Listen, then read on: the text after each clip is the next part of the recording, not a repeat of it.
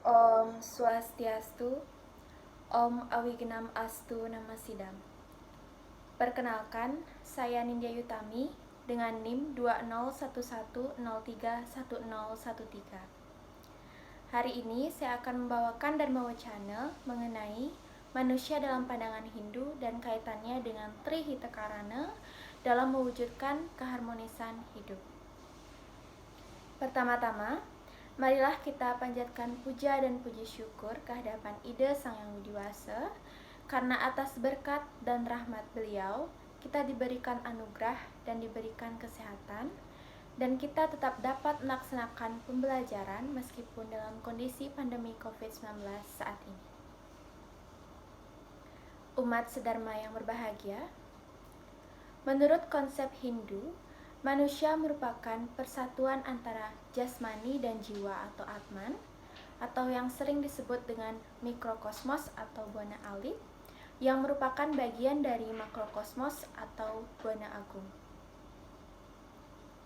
Manusia juga dikatakan sebagai makhluk tripramana atau makhluk yang memiliki 3 kemampuan, yaitu berpikir, berkata, dan berbuat, atau yang sering disebut dengan sabda, bayu, idam.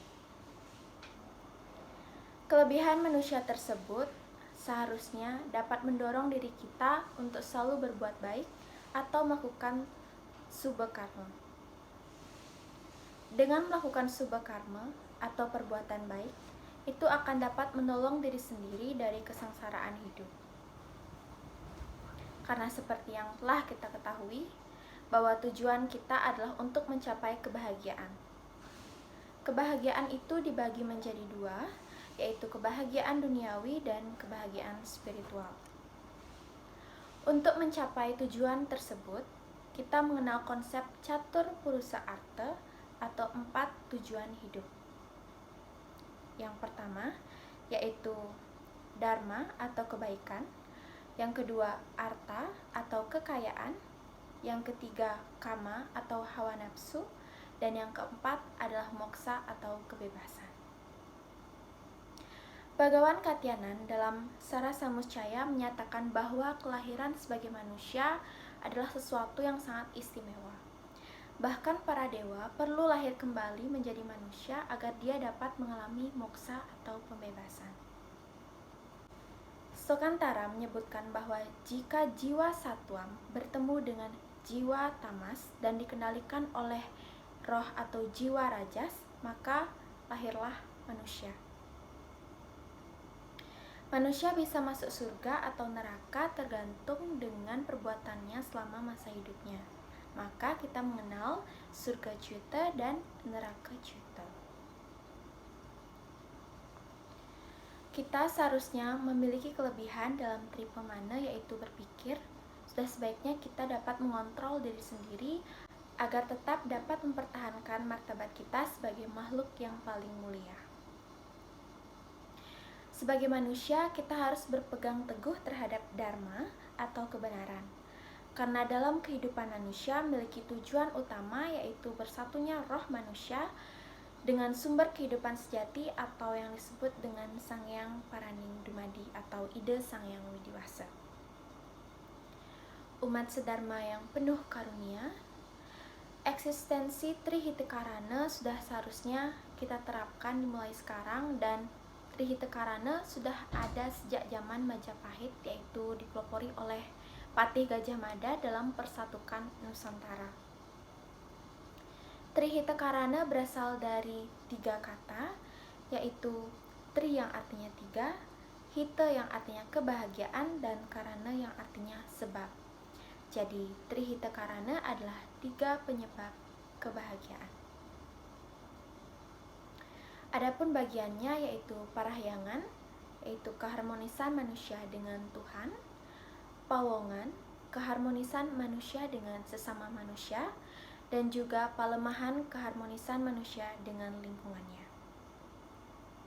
Hal ini tercantum dalam kitab Bhagavad Gita bab 3 sloka 10, yaitu Sahayatnya praja sriswa Purowasa Prajapatya Anena prastawi syadam Esawu istaka madu. Yang artinya, pada zaman dahulu Prajapati menciptakan manusia dengan yadnya dan berkata, dengan ini engkau akan berkembang dan menjadi kamaduk dari keinginanmu. Lalu, bagaimana kita melaksanakan konsep Trihitakarana dalam kehidupan sehari-hari?